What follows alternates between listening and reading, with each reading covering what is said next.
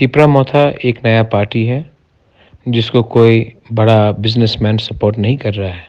जैसे कि बीजेपी को अदानी करता है या अंबानी करता है, कांग्रेस को बड़े-बड़े लोग सपोर्ट करते हैं, सीपीएम को भी केरला गवर्नमेंट से बहुत हेल्प मिलता है। तिपरा मोथा ने किसी पार्टी के संग कॉम्प्रोमाइज़ नहीं किया, पैसा नहीं लिया, इसी के लिए आज अकेला विदाउट अलायंस हम लड़ रहे हैं। हमने अपना बैंक अकाउंट खोला है और मैं सब तिपरासा को और हमारे शुभचिंतक जो त्रिपुरा से हैं, बाहर से भी हैं, उनको इस अकाउंट नंबर में थोड़ा-सा डोनेट करके हमें सपोर्ट करने के लिए मैं रिक्वेस्ट कर रहा हूँ। अगर हमें सिस्टम को बदलना है, तो हमें पब्लिक को क्लियरली दिखाना पड़ेगा कि हमारा पैसा कहाँ से आ रहा है।